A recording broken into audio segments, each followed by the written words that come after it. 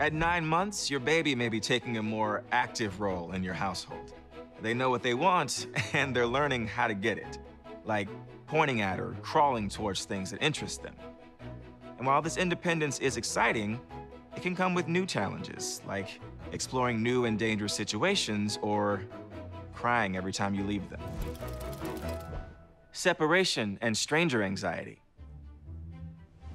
Your baby may cry or get upset when a new person enters their space. Although not every baby goes through this, it is called stranger anxiety and is a normal part of development. This can happen with non-strangers as well. Your baby may have gone happily to their grandparents last time they visited, but now they scream at the first hint of a handoff. This can be upsetting, but it is also normal. You may have also noticed that your baby becomes upset when you leave them. The good news is that your baby now remembers that you exist, even when you're out of sight.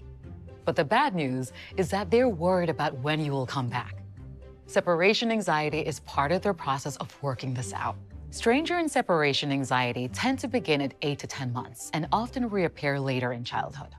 Like bedtime and mealtime routines, a goodbye routine can help you and your baby know what to expect. You can practice goodbyes so your baby will learn that while you leave temporarily, they're okay and you always come back. Avoid the temptation to sneak out. Give your baby a calm, upbeat goodbye, remind them that you'll come back later, and tell them that the person you are leaving them with loves them, and then leave. If you seem distressed, then chances are they will become distressed as well. Even though your baby may have a big reaction, their distress usually doesn't last long. Feeding themselves.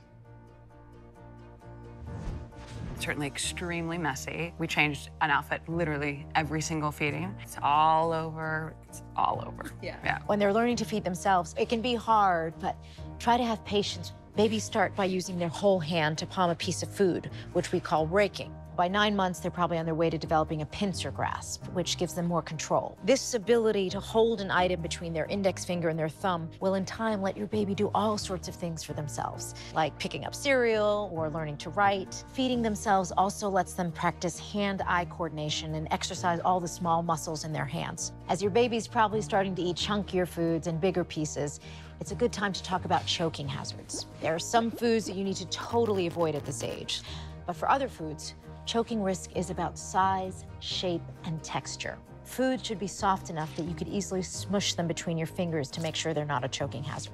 And as you try new foods, remember, science tells us that babies may need to taste a new food 10 to 15 times before they like it. Talk to your doctor if you have a family history of food allergies or any concerns. Help your baby start to drink from a cup. Drinking from a cup requires new skills and helps build strong mouth muscles that are needed for speech.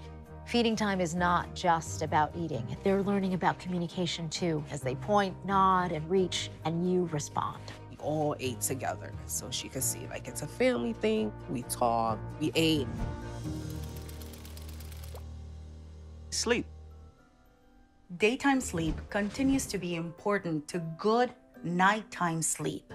In order to set your baby up for sleep success, it is important to have the same sleep routine in the same place as often as possible. Babies this age begin to sense that sleep means they will be away from you, which can cause some babies distress. Sleep routines before bedtime and naps will help add to your baby's sense of security. Soon they'll realize that you are always there when they wake up. It is very common for babies who were sleeping through the night to suddenly start waking up again. As they learn new skills like rolling over, pulling up, or talking, these types of waking are usually temporary.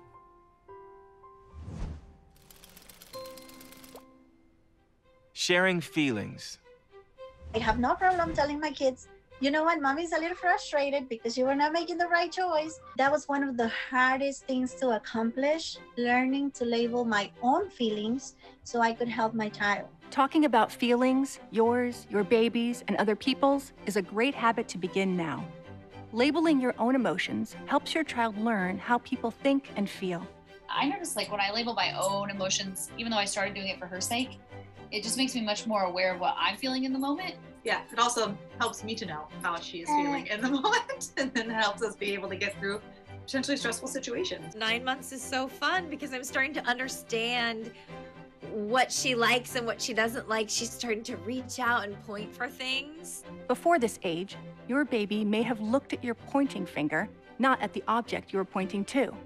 At this age, you might notice that your baby is now able to understand that you are pointing to call attention to something that you are thinking about. If your baby points at something, you can comment on the object, or you can point things out and ask them questions, giving them plenty of time to respond. Safety. Babyproofing Part 2. As your baby develops new skills, it's important to update your babyproofing. Your baby will still put anything they can reach into their mouth, so continue to store dangerous substances in locked cabinets, out of sight and out of reach. Now that your baby can pull themselves up and other objects down, keep hot food and drinks out of reach and off counters and tables. Keep pots and pans on back burners with their handles towards the rear of the stove. Strap your baby into a high chair or other secure space if they want to be with you while you cook. Holding them can lead to accidents. Separation anxiety. Give your baby a calm, brief, and upbeat goodbye. Any distress they may experience usually won't last long. Eating. Allow your baby to start to feed themselves and help them start drinking from a cup. This helps them build important motor skills. Sharing feelings. Labeling your own emotions helps your child learn how other people think and feel. Safety babyproofing. Your active baby can reach new things. Make sure hazardous objects and poisonous substances are locked up and secure. Your connection with your child matters to their health.